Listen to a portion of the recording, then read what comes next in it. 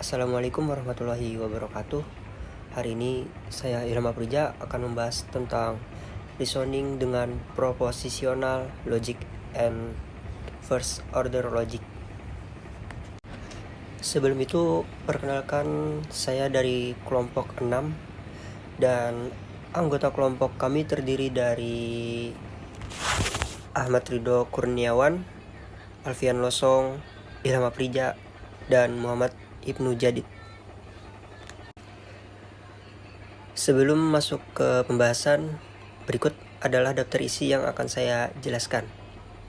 Pertama ada pemaparan materi, kedua contoh soal atau studi kasus, ketiga ada latihan, dan yang terakhir ada kredit, daftar nama penyusun materi. Sekarang kita masuk ke materi. Pertama-tama ada reasoning. Jadi gampangnya itu adalah cara kita berpikir untuk mengambil kesimpulan. Jadi kita lihat fakta atau informasi, lalu kita tarik kesimpulan yang masuk akal. Di kecerdasan buatan, reasoning ini dipakai supaya komputer bisa berpikir dan mengambil keputusan. Kedua ada propositional logic. Itu adalah logika yang paling dasar. Isinya cuma pernyataan sederhana yang jawabannya hanya dua, yaitu benar atau salah. Biasanya sih itu menggunakan simbol seperti P atau Q, lalu bisa digabung dengan pakai and, or, dan not. Sekarang kita masuk ke nomor 3, yaitu pengertian first order logic. Jadi first order logic ini lebih pintar dari propositional logic. Kalau tadi cuma pernyataan sederhana, sekarang kita bisa bahas objek dan hubungan. Misalnya siapa, apa, dan hubungannya bagaimana. Jadi kalau contohnya kita bisa pakai untuk menentukan beasiswa. Misal semua siswa yang nilainya bagus bisa dapat beasiswa. Nah, ini bisa dijelaskan menggunakan first order logic. Dan yang terakhir, perbandingan antara propositional logic dan first order logic. Sebenarnya perbedaannya simple. Propositional logic itu sederhana, cuman benar atau salah, tapi terbatas. Sedangkan first order logic lebih lengkap karena bisa menjelaskan objek dan hubungan. Jadi kalau propositional itu cocoknya untuk kasus yang sederhana, dan first order logic itu cocok untuk kasus yang lebih kompleks seperti AI. Oke, sekarang kita masuk ke slide contoh soal dan solusi.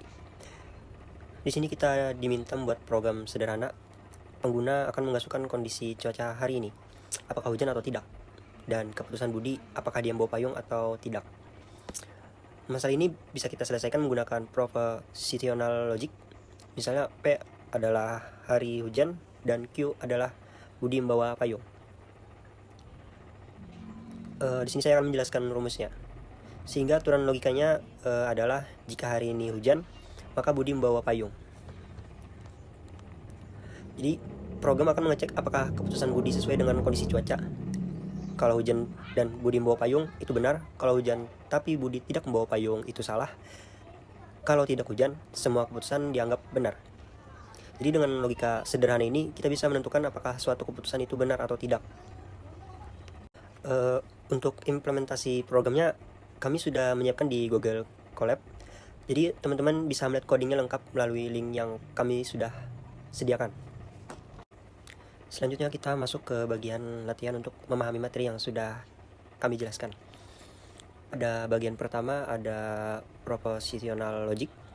Diketahui P adalah sistem mengalami error dan Q adalah sistem melakukan reboot.